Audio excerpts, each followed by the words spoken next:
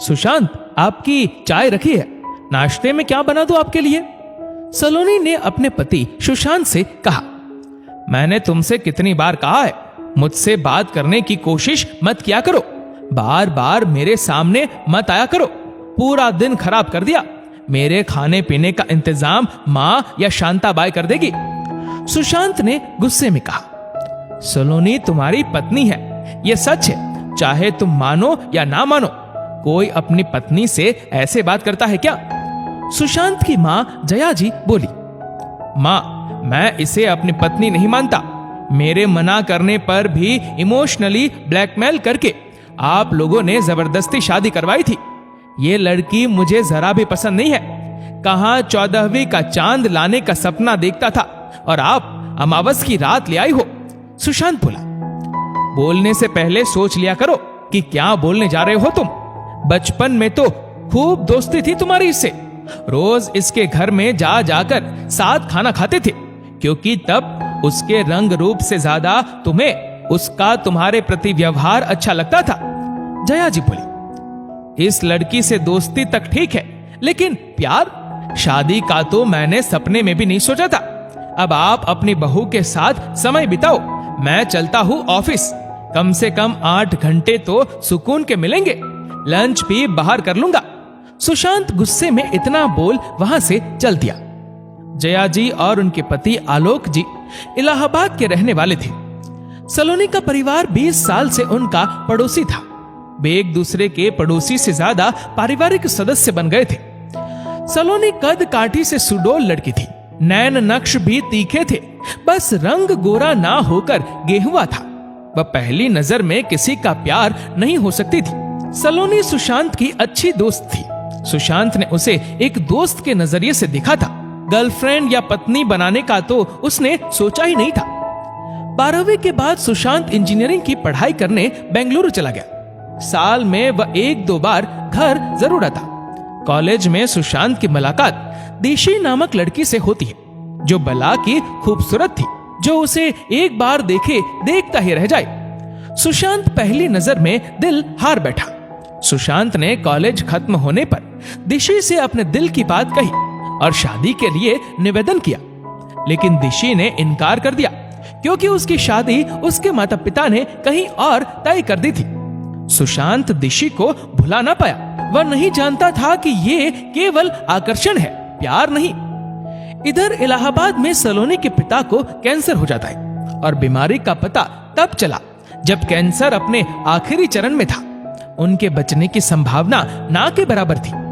अस्पताल में पड़े पड़े उन्हें बस अपनी बेटी की ही चिंता सताती रहती। सुशांत के माता पिता ने उन्हें आश्वासन दिया कि वह सलोनी को अपने घर की बहू बना लेंगे, क्योंकि सलोनी थी भी संस्कारी, गुणी और सुशांत की अच्छी दोस्त। आश्वासन पाकर सलोनी के पिता चिंता मुक्त होकर स्वर्ग सिधार गए। कुछ समय बाद सुशांत को बेंगलुरु में ही नौकरी मिल गई। नौकरी मिलते ही सुशांत के माता पिता ने उसके सामने सलोनी से शादी करने का प्रस्ताव रखा, जो सुशांत ने खारिज कर दिया। उस सलोनी से मेरा क्या मेल, कम से कम मेरे रंग से उसका रंग तो मिला लेती। मुझे खूबसूरत पत्नी की चाह है। किसी तरह सुशांत के माता पिता ने उसे सलोनी से शादी करने को राजी कर लिया। सुशांत अपने माता पिता को बहुत मानता था, इसलिए उनकी बात का विरोध ना कर सका, पर सलोनी को दिल से अपना भी ना सका। शादी के बाद सलोनी सुशांत के साथ बेंगलुरु आ गई। कुछ ही दिनों में उनकी गृहस्थी को देखने जया जी भी आ गई, लेकिन यहाँ आकर उन्होंने देखा कि उनके बेटे ने सलोनी को पत्नी का दर्जा दिया ही नहीं है और बात बात पर उसे अपमानित भी करता है। जया जी सुशांत को समझाने की बहुत कोशिश करती। एक दिन जया जी बोली, बेटा, पूरे 3 महीने हो गए हैं मुझे यहाँ आए हुए। तेरे पापा रोज रोज फोन पर शिकायतों का पिटारा लेकर बैठते हैं, कहते हैं कब आ रही हो, क्योंकि मेरे बगैर उनकी दिनचर्या अस्त व्यस्त हो गई है। और तेरी बहन भाविका भी माँ बनने वाली है, उसे भी मेरी जरूरत है। पहला बच्चा तो मायके में ही होता है, इसलिए बेटा मेरा इलाहाबाद का टिकट करवा दे और मेरी बात समझ। सलोनी जैसी गुणी व संस्कारी लड़की चिराग लेकर ढूंढने से भी नहीं मिलेगी। उसके साथ सहज व्यवहार कर, यूं कटा कटा ना रे। हफ्ते भर बाद माँ चली गई और सुशांत ज्यादातर समय ऑफिस में ही बिताने लगा। सुशांत को मानसिक झटका और अधिक लगा जब उसे पता चला कि उसके बॉस जतीन जी की पत्नी कोई और नहीं बल्कि उसका आकर्षण दिशी है। वह अक्सर साधारण रंग रूप की सलोनी से दिशी की खूबसूरती की तुलना करता और बेवजह सलोनी से नाराज रहता। एक बार सुशांत को तेज बुखार आ जाता है जो हफ्ते भर तक उतर ही नहीं रहा था। डॉक्टर को दिखाने पर पता चला कि सुशांत को टाइफाइड हो गया है। सलोनी ने दिन रात पति की सेवा की। ऐसा लग रहा था मानो उसका एकमात्र उद्देश्य संतुलित खाना, वक्त पर काढ़ा, डॉक्टर की दी हुई सभी दवाइयां सही समय पर सुशांत को देना, फुल टाइम नर्स बनकर रह गई थी। उसकी सेवा से सुशांत जल्दी ही ठीक हो जाता है। सलोनी समय काटने और आमदनी के उद्देश्य से छोटे बच्चों को ट्यूशन भी पढ़ाने लगी। समय ने एक बार फिर करवट बदली। सुशांत का एक्सीडेंट हो जाता है। डॉक्टर ने 4 महीने के लिए पैरों में प्लास्टर लगा दिया। बार बार ऑफिस से छुट्टी लेने और अपना काम सही से ना करने के कारण सुशांत को नौकरी से निकाल दिया जाता है। सुशांत तनाव में रहने के कारण काम पर पूरा फोकस नहीं करता था। इस बीच सलोनी ट्यूशन की आमदनी और घरेलू बचत से घर चला रही थी और पति को सहारा दे रही थी। सुशांत के पिता भी बेटे का हाल लेकर हफ्ते भर रुक कर चले जाते हैं। सलोनी ने सोच लिया था कि सुशांत के ठीक होने पर वह यहां से चली जाएगी, क्योंकि सुशांत उसे पत्नी के रूप में पसंद नहीं करता था और तनाव में रहता था। सुशांत की तबीयत देखने उसका ऑफिस कलीग रोहन आता है। अब कैसे हो सुशांत? रोहन ने पूछा। पहले से बेहतर हूं। अगले हफ्ते प्लास्टर निकल जाएगा, फिर दूसरी नौकरी की तलाश करता हूं। और बता, ऑफिस में क्या चल रहा है? सुशांत ने पूछा। अरे, अपने बॉस जतीन जी का उनकी पत्नी दिशी जी से तलाक होने वाला है। रोहन बोला। अरे, ये क्या कह रहे हो? सर की वाइफ तो बहुत खूबसूरत है, भला उनसे कौन तलाक ले सकता है? सुशांत ने कहा। अरे, एक सफल शादी के लिए खूबसूरती ही सब कुछ नहीं होती। घर व रिश्ते संभालने की कला भी होनी चाहिए, जो दिशी जी में नहीं थी। सुनने में आया है कि दिशी जी एकदम नकचड़ी है, तुनक मिजाज है। ससुराल में किसी से भी बनाकर नहीं रखी। ना सास ससुर को सम्मान देना जानती, ना छोटों को प्यार। घर का एक काम भी नहीं आता।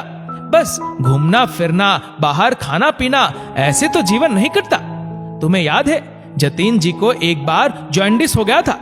ऐसी हालत में भी दिशी जी उन्हें छोड़कर अपने दोस्तों के साथ हफ्ते भर के लिए शहर से बाहर चली गई। मां ने उनकी सेवा की। वह तो जतीन जी के मन से उतर चुकी थी, पर जैसे तैसे शादी निभा रहे थे। पर सहन करने की भी इंतहा होती है। उन्होंने दिशी जी को समझाने की बहुत कोशिश की, लेकिन वह अपनी गलती मानने को तैयार नहीं हुई और ससुराल वालों पर झूठा दहेज का पुलिस केस कर दिया। जतीन जी और उनके माता पिता की बहुत बदनामी हुई। जतीन जी यह सदमा बर्दाश्त नहीं कर पाए। जिस पत्नी के लिए उन्होंने क्या कुछ नहीं किया, उसे इतना प्यार दिया, सम्मान दिया, उसी पत्नी ने उनकी और उनके परिवार की प्रतिष्ठा खराब कर दी। जतीन जी ने एक अच्छे वकील की सेवा ली। जतीन जी ने ऐसे कई प्रमाण प्रस्तुत किए जिससे साबित होता था कि उनकी पत्नी ने दहेज का झूठा आरोप लगाया था। जज ने केस को बेबुनियाद बताया और जतीन जी और उनके परिवार को झूठे आरोप से बरी किया। लेकिन इसके बाद जतीन जी ने तलाक लेने का फैसला लिया और तलाक का नोटिस अपनी पत्नी को भेज दिया। सुशांत को बहुत आश्चर्य होता है। उसे अपनी माँ की बात याद आती है कि बेटा, सलोनी हीरा है, हीरा। एक ना एक दिन हीरे की परख हो ही जाती है जौहरी को। और सच में आज उसे अपने माता पिता की पसंद पर फक्र होता है। सुशांत की आंखों से आंसू बह निकले। सुशांत को रात भर नींद नहीं आई। अगले दिन जब सलोनी उसे सूप देने आती है तो वह सलोनी का हाथ पकड़कर कहता है, सलोनी जरा मेरे पास बैठो। सलोनी को कुछ अजीब लगा। सलोनी, मुझे माफ कर दो। जो बात माँ ने तुम्हारे अंदर देखी थी वह मैं देख नहीं सका। बहुत ना समझ था मैं, लेकिन अब समझ चुका हूं कि सुंदरता अस्थाई चीज और चरित्र स्थायी चीज है। सुंदर चेहरे तो शायद आपका बुरे वक्त में साथ छोड़ देते हैं, लेकिन सुंदर मन आपका साथ मरते दम तक निभाएंगे। सुशांत की आंखें दिल का हाल कह रही थी। मां का विश्वास जीत गया। सलोनी के निस्वार्थ प्रेम के आगे सुशांत का दिल पिघल गया। सलोनी की भी आंखें भर आई। उसने भी सब कुछ भुलाकर अपने रिश्ते की नई शुरुआत की। दोस्तों, माता पिता को चाहिए कि अपने बच्चों पर शादी के लिए दबाव ना डाले, और आज की जनरेशन को भी समझना होगा कि एक सफल शादी के लिए खूबसूरती ही सब कुछ नहीं होती।